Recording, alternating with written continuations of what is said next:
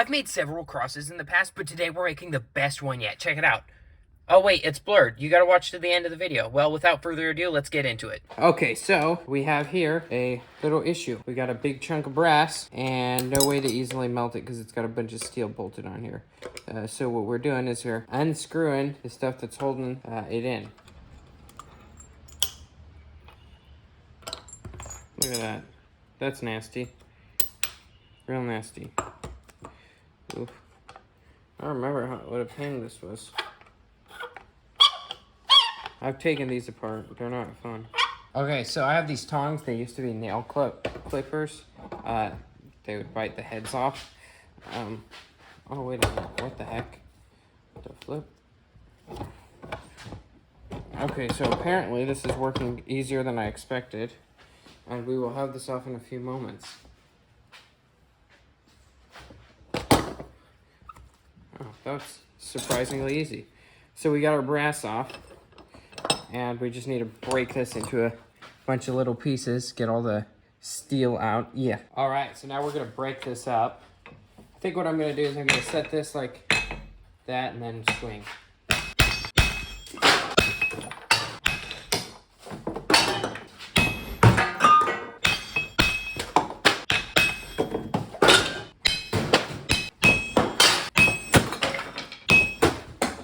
Hit my little oven for melting plastic.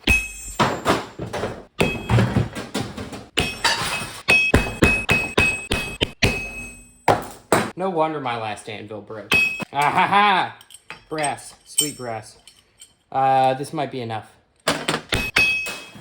Dadgummit. I'm not getting any more of those. Those are old. Those are from like the 80s. Broke that little box. There we go. There's one. Come here, you stinker. We don't want you. All right, well, we'll cut one more.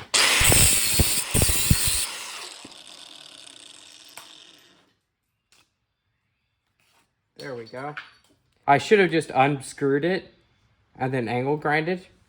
And then I could have just chucked the whole thing in from the start instead of wasting all that time and damaging tools and anvils. But lessons learned. I forgot the lesson I learned last time I did this. So first thing we're going to do is we're going to take this and we're going to press into the sand mold. I can always 3D print more if it breaks. So yeah, my patience is the most limited thing that we have. Most limited resource that we know of in this world. To make the second half, we just dump sand on there. Real easy, stupidly easy, like any nincompoop can do. But what they can't do is pack it properly, apparently. So you gotta be real careful when you're packing it first, because you don't want to whack it too hard, and then all of a sudden you shift your thing. But once it's somewhat packed, then you can hard pack it, because the thing's settled into place and it's not gonna move. Okay, but now we just open it up after packing it. Bam. Easy peasy.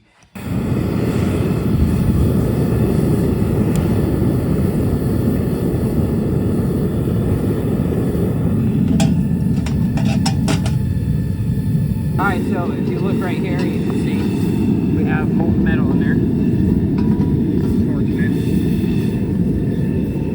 Now we got borax in there, which will help. It will help.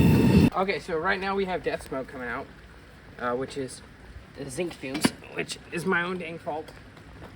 I let it overheat. Should have cooled it down once it was molten. You can see we just set that there because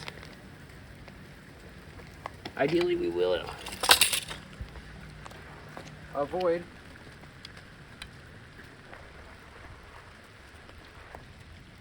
doesn't matter. This is foolishness. What I'm about to do is very foolish. Don't try it at home, folks. Be smart, be safe. Now, because it's so wet outside, we've had to do something responsible and get a bucket for a slag.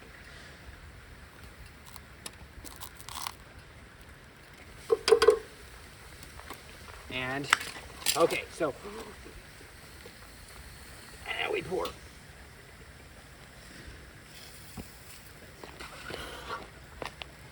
And now we pour. All right, lift that. And now we pour. and now we pour.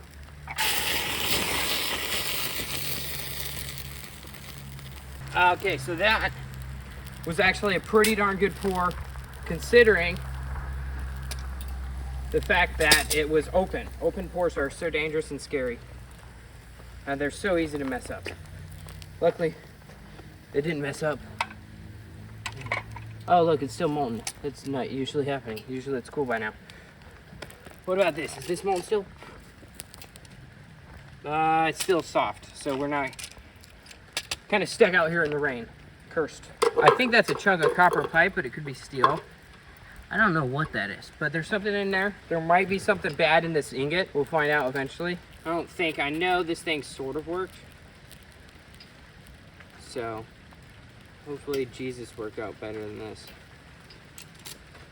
It's cross. I didn't show making it because, obviously. And then I made a second mold. It seems, oh snap. Came out pretty darn good.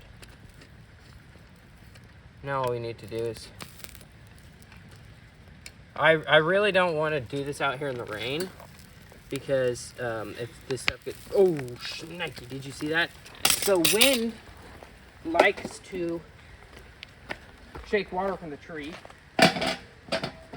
Oh yeah, we apparently dried up some of the board there, which is hilarious.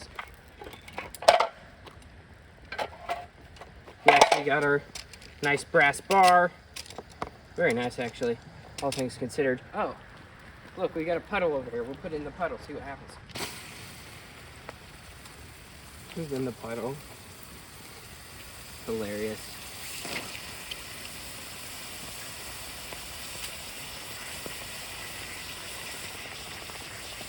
Look at the smoke coming off it. We just literally have a boiling puddle. This is what it's like at the hot springs in Yellowstone. You just got weird pools. We'll just leave that there. Hopefully I remember it someday.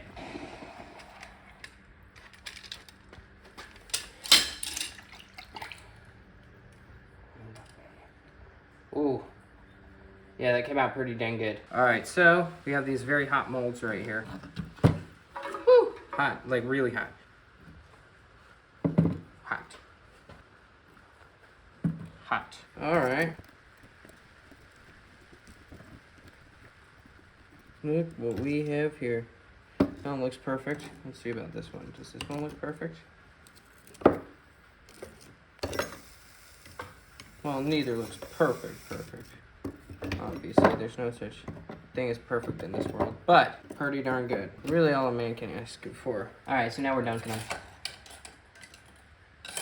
Same as last time. Okay, so we've got our Jesuses here and we've got our cross, so now we just need to clean them up.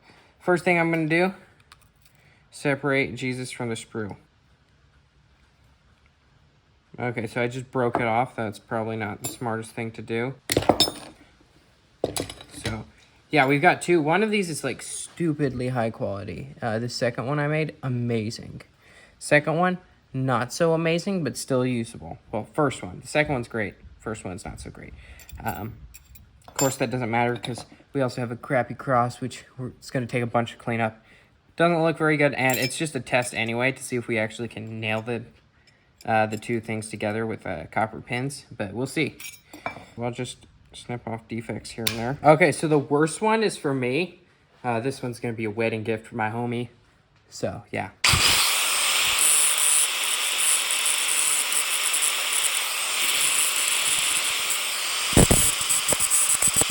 Okay, so now we're going to clean up this a little bit. A lot of it, but you know. Stupidly easy. I did not expect that. Okay, so now what we're going to do is we're going to take this cross that we just finished cleaning up and wire brush it. Now we're polishing Jesus. Okay, so we got the holes drilled in his hand, and then we got one down there. Then we'll just need to line it up, drill holes into this, then take copper pins, nail it on. Kind of morbid. Okay, so we had to drill all the way through the cross, which is not quite ideal, but it's working, so I can't complain. But yeah, we'll just bangarang. There we go. Easy peasy. All right, so we've got them mostly attached. We just need to drill one more hole through the thing, and then we'll be all good. All right, so this is how I've been drilling holes. I've been using the holes in the hands as, what's it called, a scribe, and then I just drill away.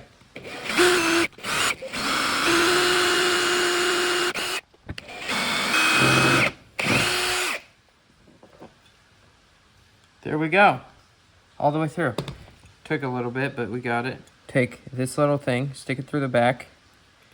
Just a little bit of wire. Stick it. Goes up and through.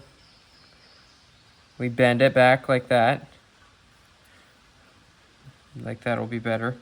And then we're gonna go over to the anvil. The next thing we do, we're gonna place it like there. Rubber mount the nail over. As best it'll be. And then what we're gonna do is we're gonna take the snips, snip right there.